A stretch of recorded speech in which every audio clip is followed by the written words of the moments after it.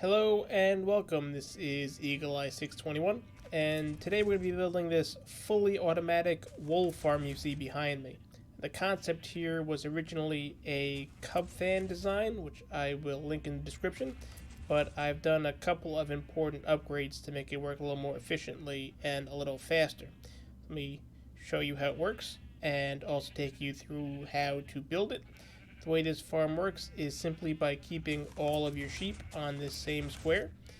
This grass block underneath will be detected by an observer that faces it, and when the sheep eats the grass, changes to dirt, which causes this whole thing to cycle, allowing for fresh grass under the sheep all the time. Now you see this dirt block did manage to get back here because I've cut the farm in half, so it doesn't have as fast a regrow rate. One of the things that I did add was a quick reset here so that if you did have the situation, you can fix it. So let me take you through the materials and show you how to build it. But first, do take note that we want to build this whole thing within one chunk. You can see that this is within a chunk, and you can see that I have highlighted another chunk right here with these lights just to show that I don't have to leave this on the whole time. And that's F3 and G if you need to. Now these are the materials that we're going to be using. Some of them are optional. I'll take you through that. These materials up here are for our piston feed tape. That's what moves the grass around in that giant square. This is our collection system in order to actually harvest and collect the wool. And then these two circuits right here are some manual and automatic resets. They're optional but very highly recommended. And then depending on your exact design, you may need a few more pieces of redstone dust. You'll need a whole bunch of torches, some grass to place down to help with the spreading, and a bunch of shears, and then you will need some sheep to make this wool farm work. So let's get these into the inventory and get started. And the way that we're going to do that is with our piston system first. So we're going to come to the edge of the chunk. We want to come in by one and place a block there. We're going to want to carve out a little bit of an area right here. And this is a 2x2, obviously. Now we want to create this piston feed tape. So we're going to put a piston to push the dirt in this direction, and then we just want to be consistent from that. You can pick either direction, but do be consistent. We're going to put a piston facing above it, as well as one facing below it. Going to add a smooth stone block here. This could be any solid block with a piece of dust and a redstone torch. And what this does is create a little zero tick block pusher. If your world does not have zero tick, it will still work anyways. Not to worry, it'll just be a little bit slower. So you can see as soon as there is a block in front of it, it pushes it out of the way. And then we want to continue this line around here. And again, come in one from the edge of the chunk. This is the edge of the chunk. We're coming in one, and we're going to replace this with a solid block, and then we're going to give ourselves a little bit of room, and then we're going to keep the direction. So if this is pushing this way, we now need to push it in that direction, and we're going to repeat the process with one over and one under, another solid block, dust, and a torch. And what you'll see that does, so I clear a little bit of space, is when this is added, it will push all the way around and create a loop. So we do want to continue that loop over here, come in one, add a stone block, dig ourselves a little space. We want to maintain that direction, so it's coming in from this way, so we want to push it out in that direction. And then a piston firing underneath it, as well as over it, block with a dust and a torch.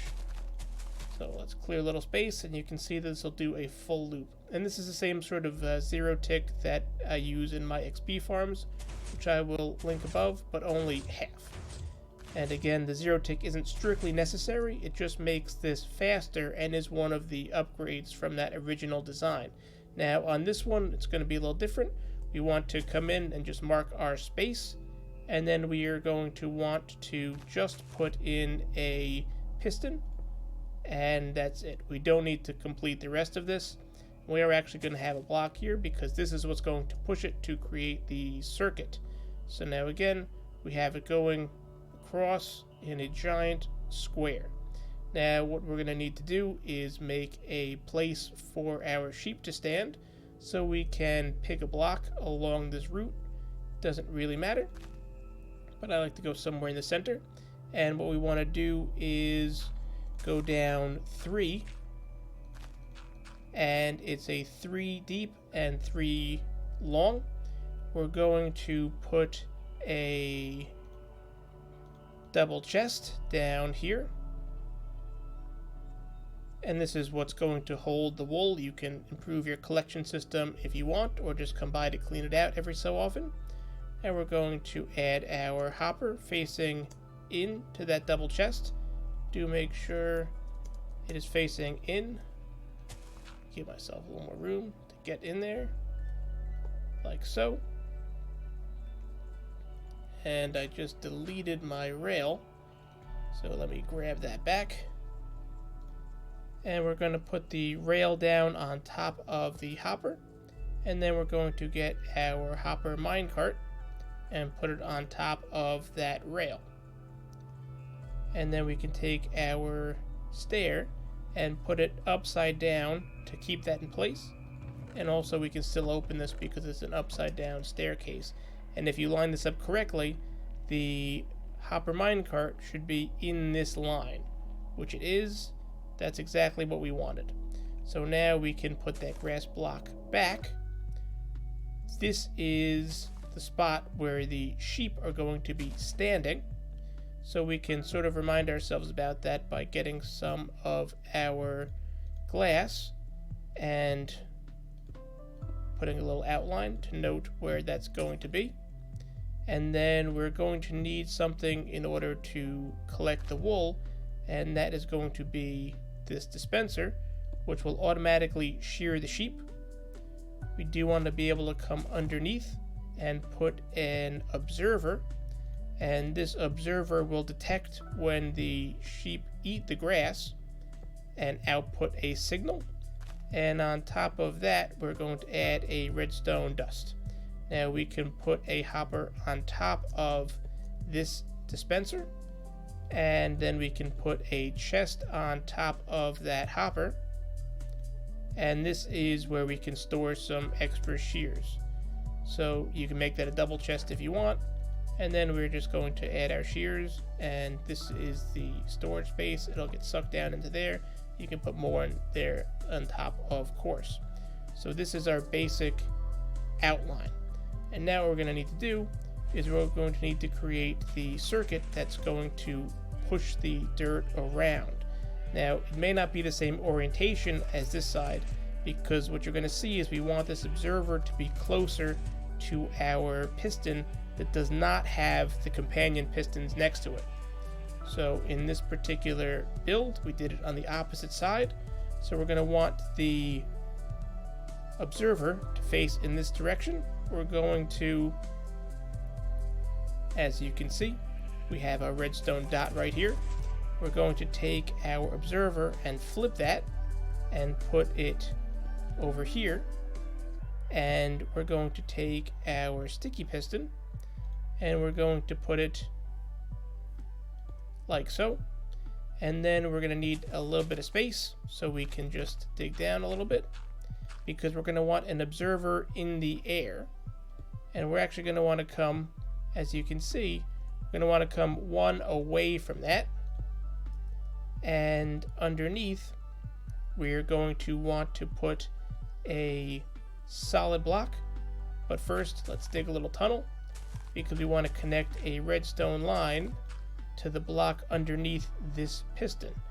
So take this line and bring it across, and we bring it to this. Now you want to have one of the blocks that has a solid block and then an air block under one of them, and that's so we don't double pulse the system.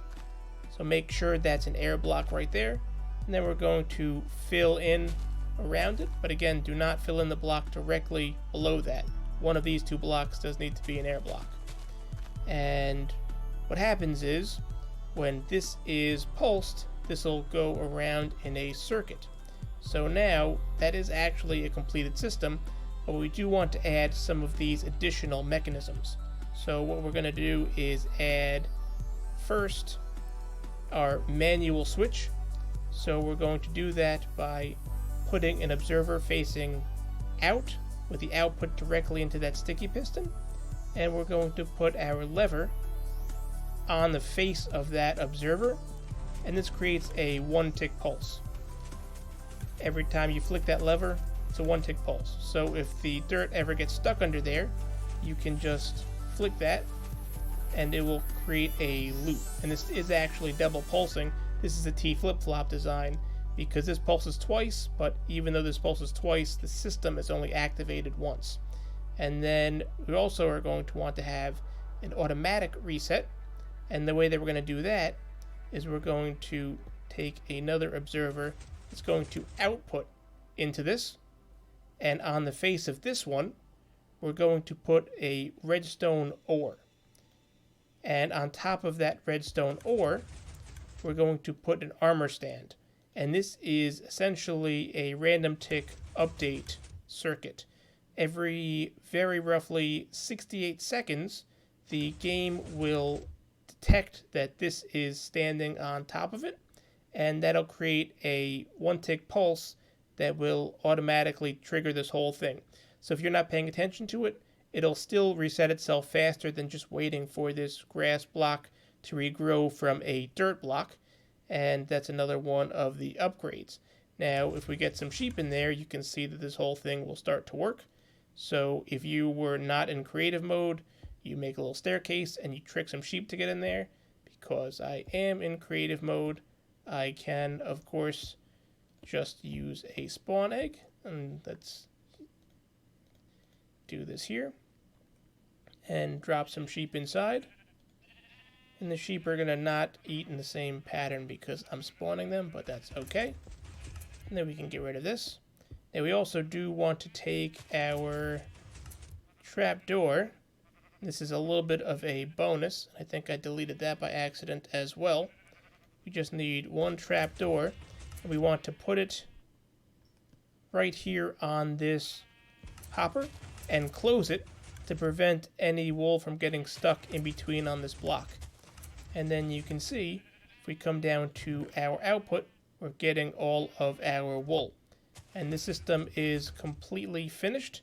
Now we do want to add some additional grass blocks in order to make sure that this grows faster, because we want to make sure that the dirt doesn't go all the way around without regrowing into grass.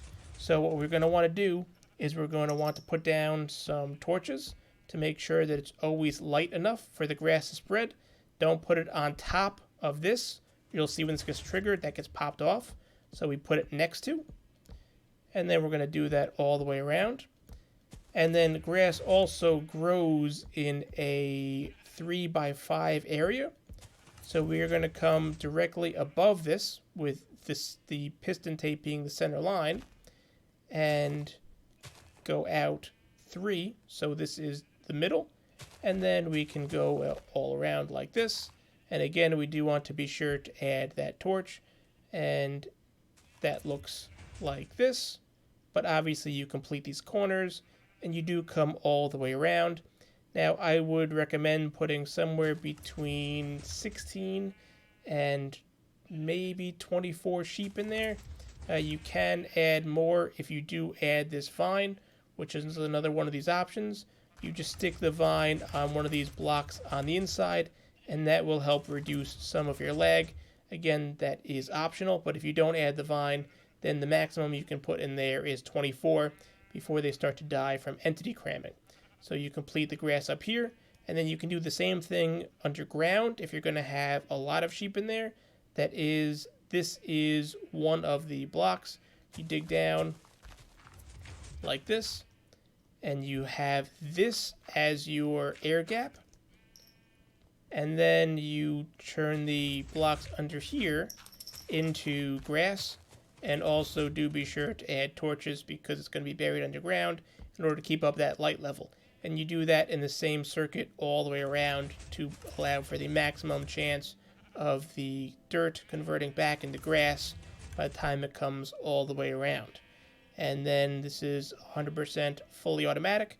All you have to do is come here and replace these shears every so often as they start to wear down, and then also come down here and collect your wool before this fills up and you start to lose any. If you found this helpful, I would appreciate a like, and for more videos like this, be sure to subscribe. Thanks for stopping by.